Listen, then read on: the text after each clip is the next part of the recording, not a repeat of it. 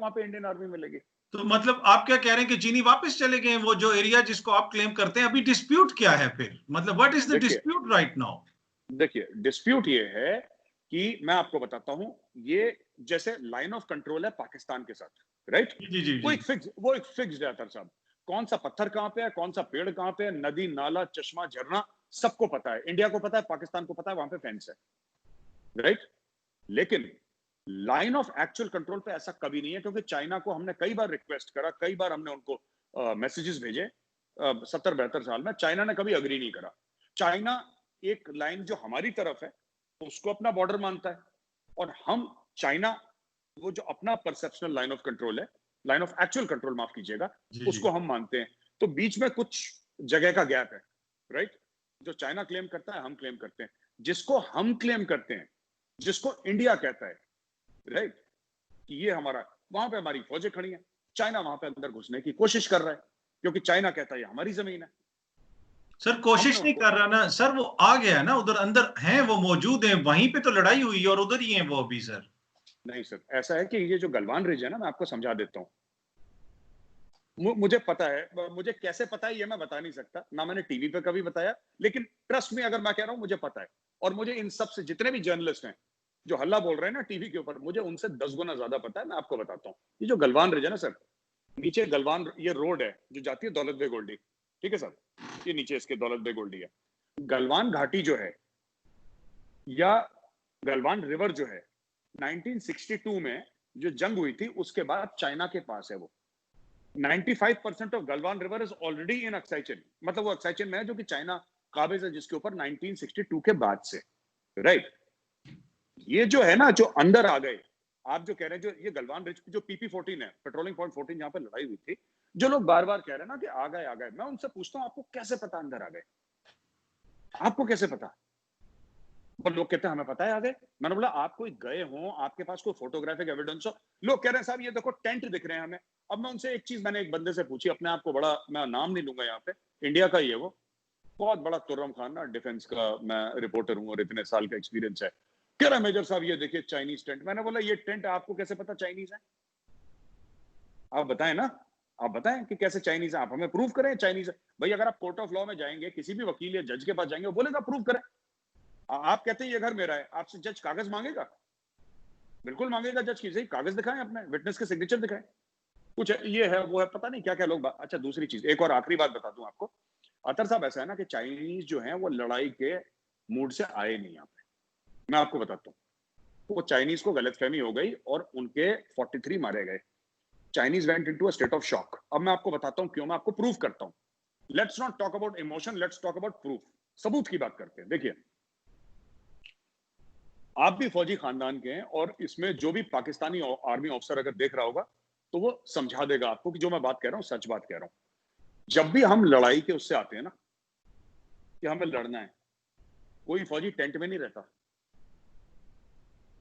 क्योंकि अगर artillery shelling होगी और वहां पे 5,000 चाइनीज सोल्जर हैं, और इंडिया ने यहां से बोफोर्स या फिर मल्टी बैरल रॉकेट लॉन्चर्स खोले, तो वो 5,000 के 5,000 जो चाइनीज है ना, उनका सालन बन जाना है 2 मिनट के अंदर। इशू ये है कि जब भी आप लड़ने के लिए आते हैं, because of artillery shelling, motor shelling, आप डिग इन करते हैं, आप ट्रेंचेस बनाते हैं, आप बंकर बनाते हैं। चाइनीज जो आए हैं खुले में आए हैं, उन्होंने खुले में अपने टेंट लगाए हैं उस तरफ, गलवान घाटी के उस तरफ, जो अक्साई चेन का, क्योंकि क्यों है कि उन्होंने गलवान रिवर को ड्राई कर दिया, डाइवर्ट करके फ्लो। और गलवान रिवर को इसलिए उन्होंने डाइवर्ट कर दिया कि उनको ऐसा लगा चाइनीज को कि साहब क्योंकि सड़क तो है नहीं, क्योंकि घाटी ऐसी है ना, बिल्कुल वैली है, आप वैली पे तो गाड़ी नहीं चला सकते, आपको कहीं और चलानी। उन्होंने रिवर बेड ड्राई करके रोड बनाई और उसके ऊपर अपनी गाड़ियां दौड़ाई। हुआ ये उनके साथ कि चाइनीज के साथ कि यहां पे उनको मिल गया 16 बिहार, पंजाब रेजिमेंट, मीडियम और फील्ड, ये 4 यूनिट्स के कुछ कुछ लोग थे, ज्यादातर उसमें 16 बिहार के थे, जिसका कर्नल बाबू जिनका कमांडिंग ऑफिसर थे। यहां पे आप देखना चाइनीज आए, चाइनीज ने खूब सारे अपने टेंट लगाए अपने एरिया में, और वो लगाए, क्यों लगाए टेंट? चाइनीज ने इसलिए टेंट लगाया क्योंकि चाइनीज को पता था ऊपर सैटेलाइट है, उनको पता था इंडियन सैटेलाइट्स हैं, इजरायली सैटेलाइट्स हैं, अमेरिकन सैटेलाइट्स हैं, देखेंगे। This is called coercive diplomacy. आपको धक्का देने के लिए चाइनीज ने जबरदस्ती वहां पे टेंट लगाए हैं। कोई फौजी आपको बता दे कि साहब मैं जंग लड़ने जा रहा हूं, मैं टेंट में रहूंगा दुश्मन के बिल्कुल एलएसी के पास, और मेरा इरादा है जंग लड़ने का, तो सबसे पहले तो that CO will be sacked by the general कि तुम्हारा दिमाग खराब है। You have to dig in, first rule of war is dig in. Trench बनाओ, फॉक्स होल्स होते हैं, उसके अंदर जाओ, बंकर बनाओ, ऊपर हेड का प्रोटेक्शन रखो। ऐसा उन्होंने नहीं करा, क्योंकि देवर नेवर एक्सपेक्टिंग कि यहाँ पे लड़ाई झगड़ा होगा, ना वो उस मंशा से आए हैं, ना वो उस इरादे से आए हैं वहां पे। जी, चले देखें, आए हैं, लड़ाई तो हुई है, सारा ये डिस्प्यूट चल रहा है, कुछ ना कुछ तो है, इसलिए कि मोदी जी ने भी उनको कहा है कि वो एक्सपेंशनिस्ट हैं, और अब एक्सपेंशन की ये जो पॉलिसी है, अब ये नहीं चल सकती आज के दौर में, तो यकीनन कुछ ना कुछ तो है। अच्छा, और शुरू में जब वो आए थे, आपसे भी मेरी बात हुई और यहीं पे बात हुई, तो आपने कहा था कि फिक्र ना करें, वो वापस चले जाएंगे, ये हमारे दरमियान चलता रहता है। जी मुझे लगता है कि सर, जिस तरह आपने मिस कैलकुलेट किया उनको, आपकी जो सीनियर मिलिट्री लीडरशिप है, उसने भी चाइनीज की जो इनिशियल मूवमेंट थी उसको मिस कैलकुलेट कर दिया, और लगता ऐसे है कि चाइनीज प्रॉपर प्लानिंग से आए हैं, और वो उन्होंने प्रीएम्प्ट किया है कुछ चीजों में इंडिया को, और वो ये समझ रहे थे कि शायद आप उनको इनसर्कल करने की कोशिश कर रहे हैं, तो उसकी बजाय वो आ गए। जी, देखिए इसमें दो तीन बातें हैं, मैं आपको बता दूं। मिसकैलकुलेट किसी ने नहीं करा। जो मोदी जी ने बात करी थी ना कि एक्सपेंशनिज्म नहीं चलेगी, राइट, अब देखिए उन्होंने क्या करा। नेपाल के जो केपी ओली हैं, KP Sharma Oli, prime minister, बड़ा चाइना चाइना कम्युनिस्ट पार्टी, उनके गांव के गांव खा गई चाइना। आपको पता है चाइनीज ने क्या करा? अतर साहब मैं आपको बताता हूं, चाइनीज बंदे आए नेपाल के अंदर, जो कि एक सॉवरेन कंट्री है, उसके अंदर आए। वो बंदा एसयूवी के ऊपर खड़ा हुआ, उसने बोला कि कल तक तुम नेपाली थे, आज से तुम चाइनीज हो, मुबारक हो बहुत बहुत। और चाइनीज ने नेपाल की, अब बताइए, केपी शर्मा ओली साहब प्राइम मिनिस्टर ऑफ नेपाल, बड़े तगड़े लीडर बन रहे थे कम्युनिस्ट पार्टी के, क्या हुआ? आपके मुल्क की जमीन ले ली हो, बड़े मैप बनाएंगे हम, लिपू लेक के इंडिया के मैप बनाएंगे। वो इंडिया के मैप बनाता रहा, चाइना ने उसकी जमीन लेके उसी का मैप खराब कर दिया। पहली बात। दूसरी चीज ये है कि मोदी जी ने बोला कि एक्सपेंशनिज्म नहीं चलेगी आज की दुनिया में, नोबडी विल टॉलरेट इट। यानी कहने का ये मतलब है कि अगर चाइना ये समझे कि एक्सपैंड कर लेगा into Indian territory, we will never permit it. देखिए बात यह ना कि हम लोग, हमें पता है आज तक हमने चाइना को दुख नहीं दिया, आज तक, ठीक है सर, बट हमारे भी प्लान्स हैं, and we have great capacity to cause pain to China. China को इतना दर्द हो सकता है कि चाइना, जिसको कहते हैं ना हिंदी में, करहा जाएगा चाइना। अब मैं आपको 4-5 चीजें बताता हूं चाइना को दर्द कैसे होता है, ठीक है ना। लोगों ने बोला साहब कि चाइना अंदर आने की कोशिश कर रहा था और ये कर रहा था और हमारे फौजी शहीद हो गए, आपने 59 ऐप बैन कर दिए, उससे क्या फर्क पड़ेगा? मैं बताता हूं क्या फर्क पड़ेगा। ऐप आपने बैन कर दिए, वो ऐप इंडिया में बैन करना अपने आप कोई बड़ी बात नहीं है, एक बड़ा स्टेप है गवर्नमेंट का, गवर्नमेंट ने अपना इंटेंट शो करा है। लेकिन क्या उस ऐप को इंडिया की वजह से इतना हार्म होगा चाइना को? नहीं। उसका असली नुकसान कहां पे होगा? क्योंकि जिसको लॉ में कहते हैं ना प्रेसिडेंस, आपने सुना होगा ये वर्ड, लीगल प्रेसिडेंस होता है। अब यूरोपियन कंट्रीज और अमेरिका को देखिए, चाइना ने कभी कुछ खुद नहीं बनाया। हजारों साल पहले चाइना ने पेपर और गन पाउडर बनाया था, उसके बाद चाइना ने कुछ नहीं बनाया। चाइना का सारा काम नकल वाला है। तो जो वीवो है चाइना का, वो ट्विटर की नकल है, राइट। चाइना कॉन्ट्रैक्ट मैन्युफैक्चरिंग करता है, कोई भी उसको ठेका दे देगा, ठेका बना के उसको वापस कर देगा। एप्पल का कोई भी सामान है, कंपनी फॉक्सकॉन है जो कि ताइवानीज कंपनी है, ओरिजिनल कंपनी एप्पल है जो कि अमेरिकन कंपनी है। चाइना क्या करता है? Contract manufacturing. कहने की मेरी बात आपसे ये है अतर साहब कि अब आपने प्रेसिडेंट सेट कर दिया, अब वो एप्स अमेरिका में बैन होंगे, वो एप्स यूरोप में बैन होंगे, दुनिया भर में बैन होंगे। दूसरी चीज मैं आपको बताता हूं, हांगकांग में जो चल रहा है, राइट, अगर चाइना ज्यादा करता है, India will give support to the freedom struggle in Hong, ठीक है। तीसरी चीज, Taiwan, diplomatic recognition of Taiwan, ठीक है। चाइना एक अलहदा मुल्क है, ठीक है, ये मैं टीवी पर कह चुका हूं, अलहदा मुल्क है, जिसके जो बॉर्डर हैं 14 मुल्कों से मिलते हैं, 14 मुल्कों से बॉर्डर मिलते हैं चाइना के, और उसके जो डिस्प्यूट है वो 21 मुल्कों से हैं, यानी कि 2 मुल्क छोड़ के तीसरे मुल्क से उसका डिस्प्यूट है। अभी उसने बोल दिया कि जी रशिया का व्लादिवोस्टोक भी हमारा ही है। तो ये एग्रेशन नहीं है, ये पागलपन है। और फिर पागल कुत्ते को किस तरीके से हैंडल करना है सबको आता है। देखिए ऐसा है ना कि अगर कोई सोचता है कि 130 करोड़ का मुल्क है और चीन आएगा और आंखें दिखाएगा और बोलेगा जी हम चाइनीज हैं, ये सब ऐसे नहीं होता। ये इंडिया है साहब, ये ऐसे नहीं होता। और ये वो वाला इंडिया नहीं है जो एक टाइम पे था कि जिसको कोई ना, जो वो था कि साहब हमारे पास पैसे भी नहीं है फिर भी लड़ रहे हैं, और ये सब वो नहीं है अब ठीक। पैसे भी हैं, हिम्मत भी है, चाइना आएगा फिर चाइना को सेट कर देंगे अच्छी तरीके से। जी। सर आपने जिक्र किया एप्स वगैरह बैन की हैं, मतलब कि पाकिस्तान का जब जिक्र होता था तो सर्जिकल स्ट्राइक का जिक्र होता था, अब डिजिटल स्ट्राइक की बात हुई और उसके ऊपर काफी लोगों ने मजाक भी उड़ाया कि यार डिजिटल स्ट्राइक पर आपने ऑब्वियसली आपका अपना नुक्ता नजर है, आपने उसको यहाँ पे बताया, लेकिन जी अब जो रिस्पॉन्स है सर आपकी, जो आपकी पॉलिटिकल लीडरशिप है, आपके फौजी जवान जो वहां पे मारे गए, we have all the respect for them, वो अपने मुल्क की वहां पे हिफाजत कर रहे थे और वो लड़े जिस तरह भी उनके महदूद उनके वसाइल थे, इसलिए कि ऑब्वियसली असला इस्तेमाल करने की आपकी मिलिट्री लीडरशिप ने उनको इजाजत नहीं दी और वो वहां पे मारे गए। उन we have all the respect for them, वो अपने मुल्क की हिफाजत कर रहे थे, अपनी सरहद की हिफाजत कर रहे थे, लेकिन जो पॉलिटिकल रिस्पॉन्स है सर, कि अभी तक कम से कम चाइना का नाम तो लेना सर, एक भी स्पीच में मोदी जी ने चाइना का नाम नहीं लिया कि तुमने मेरे बंदों को मारा है, मेरे बच्चों को मारा है और तुमने गलत किया है। ओके, अब मैं आपको इसका भी बता देता हूँ। पहली चीज आपने बोला कि जी हमारे फौजी क़यादत ने हमारे सोल्जर्स को वेपन अलाउ नहीं करे। याद है मैंने आपको पहले बताया था कि हमने करार साइन करा था, तो अलाउ तो चाइना को भी नहीं है, राइट? अलाउ, अब देखिए कुछ मैप साइन हुए थे शिमला मुआहदे के तहत, जिसमें जुल्फिकार अली भुट्टो साहब थे, बेनजीर भुट्टो बहुत छोटी थी, इंदिरा गांधी थी वहां पे। जब वो मुआहदे साइन हुए थे, ये कारगिल की लड़ाई कैसे हुई?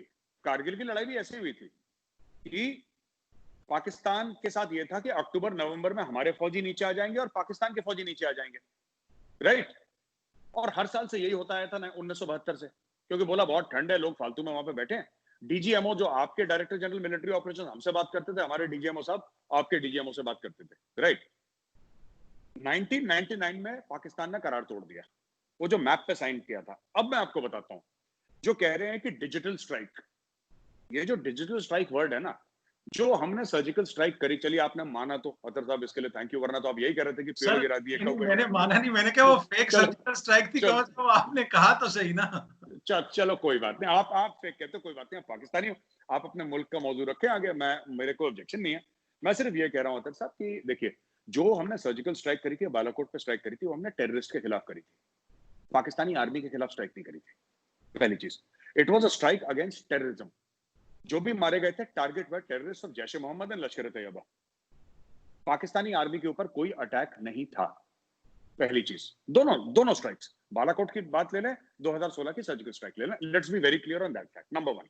नंबर टू, जो आप बात करते हैं कि साहब आप लोगों ने वो करा वहां पे ना, क्या कहते हैं कि आपने बोला कि आपने चाइना का नाम तक नहीं लिया, राइट? मोदी जी ने, आई थिंक अगर मोदी जी लद्दाख गए हैं, नीमू गए हैं और वहां पे एक्सपेंशनिज्म के बारे में बात कर रहे हैं, अमेरिका के एयरक्राफ्ट कैरियर वहां पे हैं, आपके साउथ चाइना सीज में एयरक्राफ्ट कैरियर हैं, सब कुछ ऐसा चल रहा है, तो आई डोंट थिंक कि नाम लिया नहीं लिया इससे कोई ज्यादा फर्क पड़ता। आई एज एन इंडियन मुझे कोई दिक्कत नहीं है कि नाम लिया कि नहीं, मुझे पता है किसकी बात कर रहे हैं,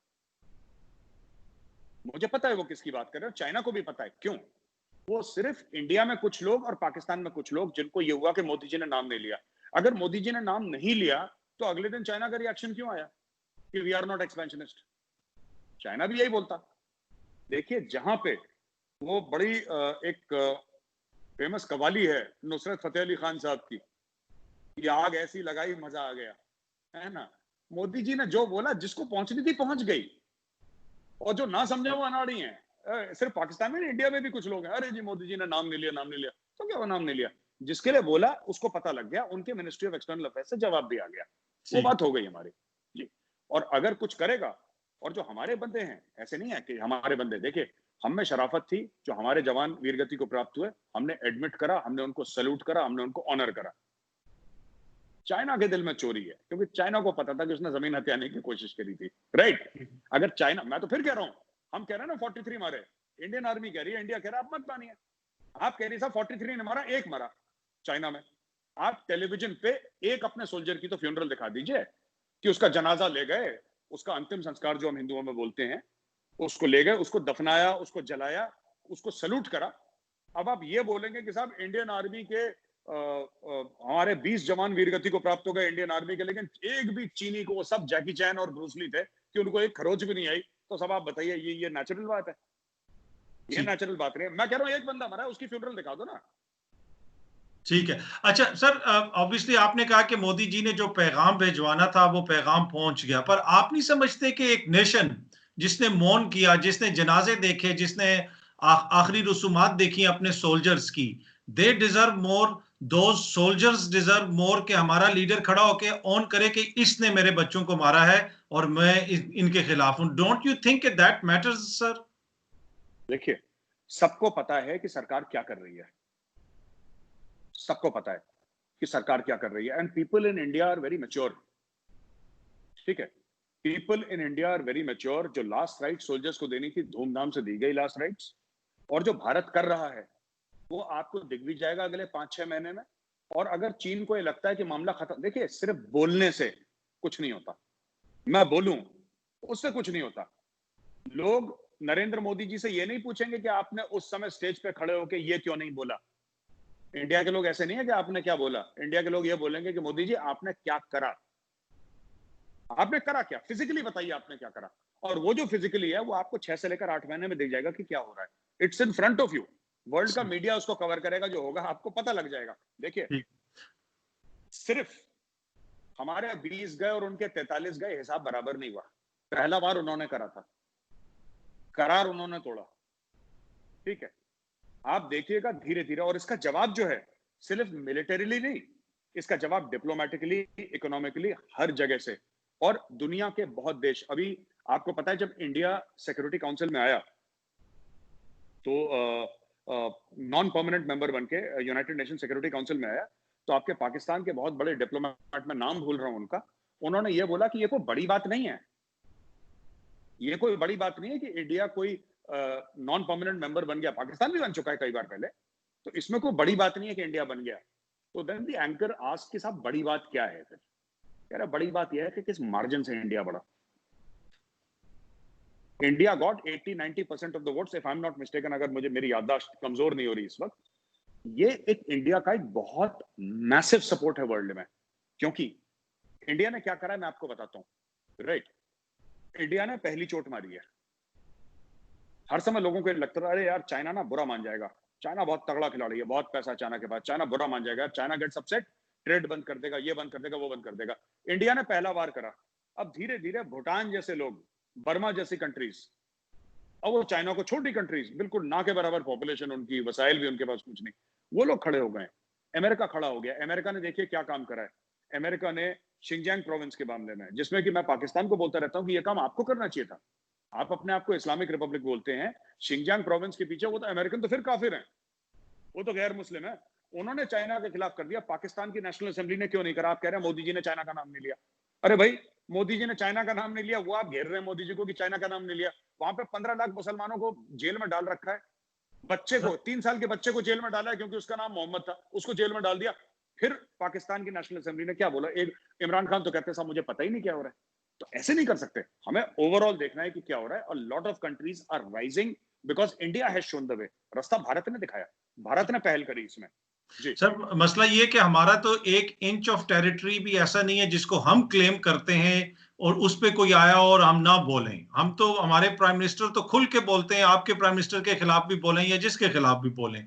तो अब उनका ना बोलना ऑब्वियसली, हम, मुझे तो समझ नहीं आ रहा, बहुत सारे लोग उसमें इंडिया पे भी एतराज कर रहे हैं। लेकिन मैं यहाँ पे आपसे ये पूछना चाहूंगा कि ऑल्दो कि आपका क्लेम है कि ये बिल्कुल सूरत-ए-हाल नॉर्मल है, कुछ भी नहीं है, लेकिन अगर it worse come to worse, अगर कोई जंग हो जाती है, लिमिटेड जंग हो जाती है, कुछ हो जाता है, हालात खराब हो जाते हैं, तो क्या मेजर गौरव आर्या साहब स्क्रीन पे बैठ के ही एज ए सहाफी दिफा करेंगे कि आर यू आर विलिंग कि अपना यूनिफॉर्म दोबारा पहन लेंगे? इसलिए कि रिटायर्ड फौजी तो वो कहते हैं ना कि जंग हो रही थी तो आजकल मैंने भी अपना यूनिफॉर्म इस्त्री करना शुरू कर दिया। तो मेजर गौरव आर्या अपने मुल्क का दिफा करने के लिए दोबारा तैयार हैं कि नहीं? देखिए साहब, ऐसा है अतर साहब, वी आर ऑलवेज रेडी। और पहले मैं बोलना नहीं चाह रहा था, लेकिन ये मतलब अब तो नेशनल मीडिया में डिक्लेयर हो गया जब चीफ ऑफ आर्मी स्टाफ गए थे, है ना। तो जो मेरी यूनिट है ना 17 कुमाऊं, मेरी यूनिट भी वहीं पे है। और 5 जून को मेरी यूनिट का अवार्ड क्यों मिला था? क्योंकि पेंगोंगसो लेक के अंदर जो हमारा एरिया है, वहां पे चीनियों ने घुसने की कोशिश करी थी, इनकी टांगे तोड़ी है मेरी यूनिट ने। मेरी यूनिट का नाम याद रखिएगा, 17वीं बटालियन कुमाऊं रेजिमेंट भदूरिया पलटन। तो कुमाऊनी है, उसमें सारे हिल ट्रूप्स है, प्योर कुमाऊनी यूनिट है मेरी। खूब ठोका चीनियों को, अवार्ड मिले 2 लोगों को वहां पे, chief of army staff personally गए थे ले, अवार्ड करके आए यूनिट को, तगड़ा एक्शन था। कहने की बात यह है कि हम तो तैयार हैं, हर समय अपने मुल्क के लिए तैयार हैं। हमने कभी किसी की जमीन पे नजर नहीं डाली जो हमारी नहीं थी। मैं फिर आपसे ये कह रहा हूं, आप 10,000 साल का इतिहास निकाल के देख लीजिए, अगर कोई भारत का राजा कहीं गया हो अपना धर्म फैलाने के लिए, किसी को ये बोलने के लिए कि तुम हिंदू बन जाओ, हमें कोई इंटरेस्ट ही नहीं है कोई हिंदू बने ना बने, हमें किसी में इंटरेस्ट है ही नहीं। हम सिर्फ ये कहते हैं कि तुम हमें अपने हाल पे छोड़ दो यार, तुम जाओ। That is our only thing, we are welcoming. आप देखिए, एक छोटा सा एग्जाम्पल देता हूं अतर जी, जब ईरान से पारसी जो थे भाग कर आए, राइट, क्योंकि वहां पे फिर वो जुल्म होने लगा उनके ऊपर, तो उनको बोला कि आप इस्लाम में कन्वर्ट हो जाएं, वो भाग के इंडिया आ गए गुजरात में। तो गुजरात में हिंदू राजा था, जहां पे वो लोग लैंड करे थे ना, वहां पे किए थे, जहां पे वहां पे हिंदू राजा था। तो उसके पास तो जगह थी नहीं, वो कहाँ, ये लोग कौन आ गए बाहर से, तो वो कंफ्यूजन में था। तो उसने, ये बड़ी अच्छी कहानी है, उसने ग्लास दूध भर के भेजा पारसियों को, और वो ग्लास दूध का था, वो ऊपर तक भरा था, यानी कि ये ग्लास में पूरा दूध भर चुका है, अब हमारे लिए तुम्हारे लिए जगह नहीं है। पारसियों ने पता क्या करा, पारसियों ने एक मुट्ठी चीनी ली और उसके अंदर डाली, और उनको बोला कि हम तुम्हारे हिंदुस्तान में ऐसे घुल मिल जाएंगे जैसे शक्कर या चीनी मिल जाती है दूध के अंदर। वो दिन था और आज का दिन है, राइट। पारसीज का कंट्रीब्यूशन देखिए, टाटा इंडिया का जो सबसे बड़ा इंडस्ट्रियल ग्रुप है, that is owned by a Parsi. Field marshal Manekshaw was a Parsi, 71 war के जो हीरो थे, फील्ड मार्शल मानेकशॉ। सो इनका कंट्रीब्यूशन रहा। हिंदुस्तान में सब लोग आए हैं बाहर से, हिंदुस्तान कभी नहीं गया, यहाँ के लोग कभी बाहर नहीं गए कि जी हम, हाँ वो ठीक है, कोई लंदन में सेटल्ड है, वो अलग अलग बात है, कोई यूएस में सेटल्ड है, वो तो आजकल लोग जाते हैं, पर हम लोगों ने कभी किसी की जमीन पे नजर नहीं डाली कि जी तुम्हारी जमीन हमें पसंद है। Never we have done it. जी। अच्छा सर, अब मैं आखिरी सेक्शन की तरफ आऊंगा, 1-2 सवाल करूंगा आपसे कश्मीर के जी हवाले से। जी जब आर्टिकल 370 को रिवोक किया गया तो उस वक्त कुछ लोगों ने कहा कि बड़ा अच्छा इकदाम है मोदी साहब का, खुसूसन भारत में जो उनके सपोर्टर्स हैं। लेकिन उस वक्त भी कुछ लोग ये कह रहे थे कि इससे नुकसान होगा, इससे ये महंगा भी पड़ सकता है। तो अब ये जो लद्दाख में हुआ, लद्दाख को यूनियन टेरिटरी करार दे दिया गया, कहा कि दिल्ली से इसको हम कंट्रोल करेंगे, उसकी वजह से ये सारी एपिसोड बनी। तो आप समझते हैं, यू स्टिल थिंक कि जो आर्टिकल 370 को रिवोक किया गया है, ये ठीक इकदाम था मोदी हुकूमत का? सर एक बात बताइए, आप कह रहे हैं कि ये जो पूरे सूरत हाल लद्दाख में बनी है 370 का, नेपाल ने कौन सा 370 हटा दिया? जो 21 देश हैं जिनके साथ प्रॉब्लम है, उन्होंने कौन सा 370 हटा दिया? व्लादिवोस्टॉक जो कि रशिया का एक शहर है, उसने कौन सा 370 हटा दिया? देखिए बात यह है कि जो भी हुर्रियत पसंद होगा ना इंडिया में, कश्मीर घाटी में खास तौर से, उनको कश्मीर है कितना बड़ा मैं फिर बता दूं, 145 किलोमीटर बटा 50 किलोमीटर की कश्मीर घाटी है। इट्स वेरी स्मॉल, छोटी सी है वो, लगभग यही है। I could be of a few kilometres and miles, माफी चाहूंगा उसके लिए, बट मोटा मोटी इतनी है। It's a very very small place. अब देखिए बात पता है क्या है, हमारे लिए तो सिग्निफिकेंट है क्योंकि हमारे मुल्क का टुकड़ा है, जैसे दिल्ली हमारे मुल्क का हिस्सा है, वैसे कश्मीर हमारे मुल्क का हिस्सा है। हिस्सा कह लो, टुकड़ा कह लो, whatever word you want to use. Issue is that जो भी हुर्रियत वाला होगा बोलेगा साहब अगर थर्ड वर्ल्ड वॉर शुरू होगा तो कश्मीर से ही होगा, सूरज यहीं से उगता है यहीं पे। ये एक टाइप की मेंटालिटी है। चाइना का जो लैंड का मामला है तो सिर्फ भारत के साथ नहीं, 21 मुल्कों के साथ है, जिसके साथ उसके बॉर्डर भी नहीं है। उनका कौन सा 370-35 का मामला है? और दूसरी चीज है कि ये जो चीज है ना, अब 370, अब अगस्त में, जुलाई हो गया, अगले साल अगस्त में, आप 5 अगस्त को उसका 1 साल पूरे हो जाएंगे, क्या हो गया?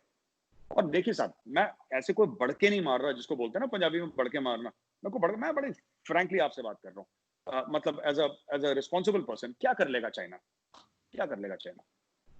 हमारे पास भी फौजें हैं, हमारे पास भी न्यूक्लियर वेपन्स है। मैं कभी गैर जिम्मेदाराना वर्ड न्यूक्लियर यूज नहीं करना चाह रहा यहाँ पे, but I am just telling you, power, national power profile में वो भी है।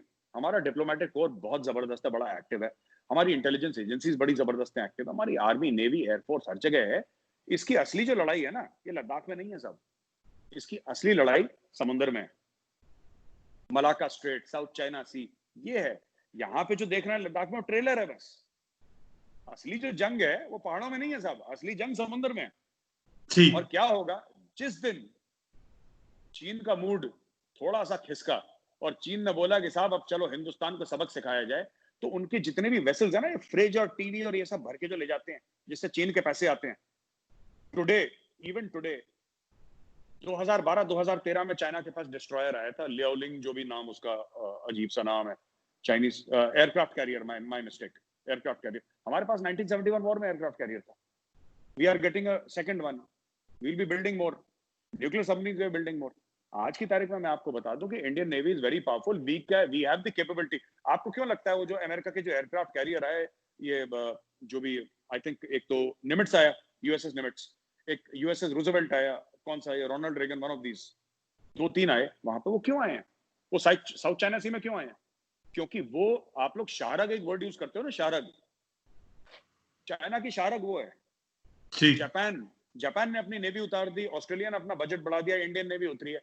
जिस दिन चाइना का थोड़ा सा ऐसा हुआ, China feels slightly more adventurous, China का गला कहां घोटना है हमें पता है, ऊपर नहीं घोटना है लद्दाख में, वो नीचे घोटना है समुद्र में। जी, अच्छा, वो सर इस तरह है ना कि वो अमेरिकन इसलिए आए कि वो आप पे रिलाई कर रहे थे और आपने उनको मायूस कर दिया, तो अब उन्होंने कहा कि अब हमें खुद ही सब कुछ करना पड़ेगा, हमें खुद आना पड़ेगा, तो वो तो इसलिए। मैं आपको बता देता हूं अतर साहब, ऐसा नहीं है। इंडिया ने कभी किसी से मदद नहीं मांगी, ठीक है? इंडिया ने कभी किसी से मदद नहीं मांगी। जब लद्दाख का मामला शुरू हुआ था, प्रेसिडेंट ट्रंप ने बोला था कि वी वांट टू हेल्प, है ना? जब उन्होंने बोला कश्मीर का मामला, वी वांट टू हेल्प, तब हमने मना कर दिया। चाइना का मामला, देखिए, India was a cultural superpower for 10,000 years, is a cultural superpower today, it is becoming an economic superpower, it is in the process of becoming। हमें किसी की जरूरत नहीं है, बट हाँ, अगर हम 4 लोग मिलते हैं, जैसे यूनाइटेड नेशंस क्या है, सब लोग तो मिले हैं उसमें, G20 की बात करते हैं, G7 G8 की बात करते हैं लोग, और आप ब्रिक कंट्रीज की बात करते हैं, जिसमें Brazil, India, Russia, China, south Africa.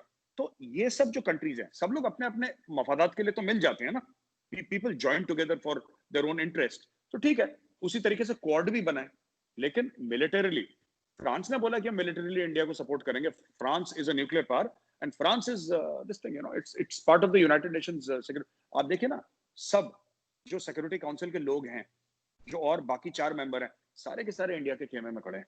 हमने मायूस किसी को नहीं करा, हमने सिर्फ एक बात बोली है, मायूस नहीं, सब हमारे दोस्त हैं, हमारी प्रॉब्लम हम खुद सॉल्व कर देंगे, हमें किसी की जरूरत नहीं है जी।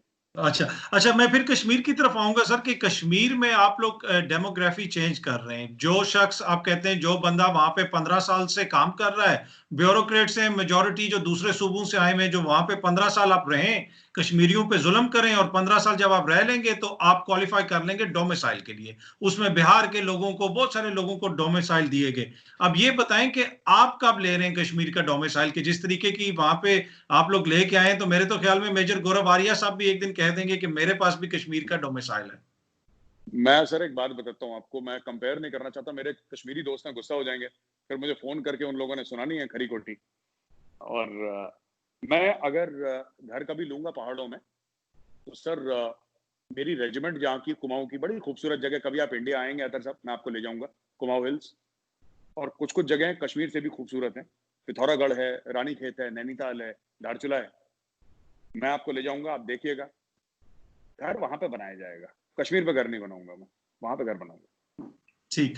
अच्छा सर, ये है कि आप ये कहते हैं, अक्सर जब आपसे बात होती थी तो अक्सर आप ये कहते थे कि जो आजाद कश्मीर का एरिया है, जहां पे जो पाकिस्तान के अंदर कश्मीरी, आप कहते थे वो कश्मीरी नहीं है, इसलिए कि वो कश्मीरी बोलते नहीं है, उनका क्या ताल्लुक है कश्मीर से।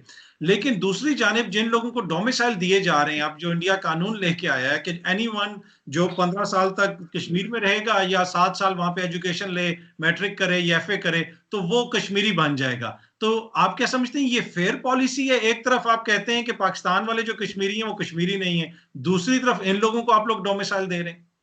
देखिए, जो आपके लोग हैं ना, खासतौर से मीरपुर वाले, इस एरिया वाले, वो सब पंजाबी बोलते हैं। आप देखिए, आज तक ये तो अभी डोमिसाइल देने वाला केस अभी शुरू हुआ है ना, हाल फिलहाल में शुरू हुआ है, ये तो पहले तो नहीं था। जब तक 370-35 था, उसके बाद भी नहीं हुआ, तो अभी हाल फिलहाल की खबरें आई है जो आप बात कर रहे हैं, 1-2-3 महीने की। इसमें साहब 2-3 बातें हैं जो हमें पता होनी चाहिए। नंबर 1 की जो पाकिस्तानी 99% वो कहते हैं हम कश्मीरी हैं, राइट?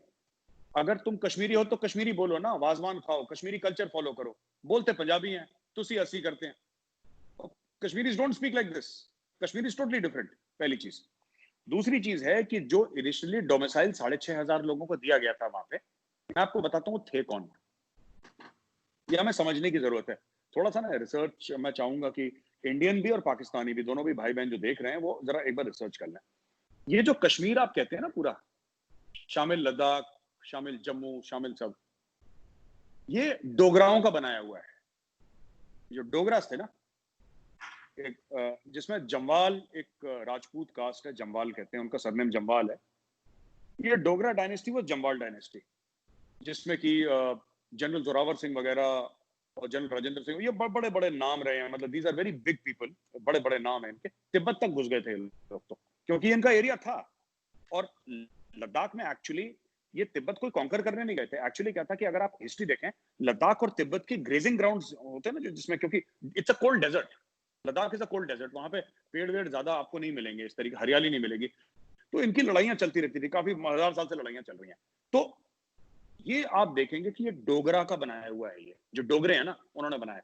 दूसरी चीज मैं बता दूं कि कभी भी कश्मीर का राजा 1300 सम ईयर में शाहमीर पहला मुस्लिम राजा था कश्मीर का, राइट, शाहमीर था उसका नाम। आज तक 1947 में आपका मुल्क बना, हमारा मुल्क आजाद हुआ, राइट, आज तक कश्मीर में किसी मुस्लिम राजा ने राज नहीं करा, कश्मीरी मुस्लिम ने, मेरा मतलब है कश्मीरी मुस्लिम से। No Kashmiri Muslim has ruled Kashmir ever in the history of Kashmir. तीसरी बात,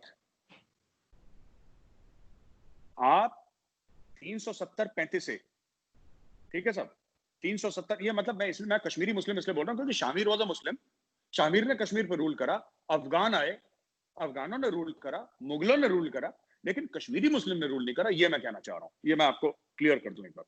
दूसरी चीज है, मैं आपको ये बताना चाहता हूं कि सब 370-35 की जहां तक बात है, राइट, और ये जो डोगरा डायनेस्टी की मैंने आपको बात बोली थी, ये जो इनिशियल दिया, ये गोरखा जो सोल्जर्स थे ना, जो गोरखे आए थे, गोरखा सोल्जर्स जो आए थे, गोरखा सोल्जर्स वहां पे 150 साल से लड़ रहे हैं। जो डोगरा राजा इनको लेकर आए थे लड़ने के लिए, 150 साल से वहां पे लड़ रहे हैं, 200 साल, मतलब कब से लड़ रहे हैं, और वहीं पे सेटल हो गए। ये गोरखास हैं, but they have settled in Jammu and Kashmir. यार आपके लिए खून बहाया, आपके लिए सब कुछ करा, सरकार क्या कह रही है? ये जो गोरखास हैं, इनको दो ना सिटीजनशिप, आपने नहीं दी इनको, क्यों?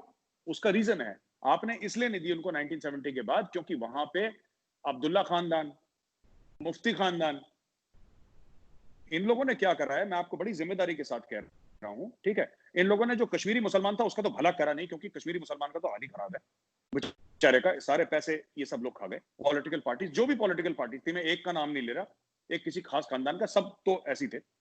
दे have really done very badly there for the people. आप अंदर इंफ्रास्ट्रक्चर देखेंगे, नेशनल हाईवे जो सेंट्रल गवर्नमेंट देखती है बड़े शानदार है, आप देखिए स्ट्रक्चर, क्यों नहीं बनाया इन लोगों ने, क्यों नहीं अच्छा करा? बेस्ट, इंडिया की बेस्ट यूनिवर्सिटी कश्मीर में क्यों नहीं है, क्यों नहीं करा इन लोगों ने? अब मैं आपको दूसरी बात बताता हूं, ये जब पूरा मामला इन्होंने कर दिया, तो इन्होंने डोगराज जो थे, जिन्होंने एक्चुअली जो जम्मू कश्मीर लद्दाख को बनाया है, जो मैप्स पे है, वो डोगरों ने बनाया है। Dogras have made it, they have treated Dogras like second class citizens, उनके साथ सौतेला व्यवहार करा है डोगरों के साथ। The people who actually ruled, they have deliberately done it. All the jobs have gone to, so बात ये है कि कहीं ना कहीं तो आपकी जस्टिस होनी चाहिए।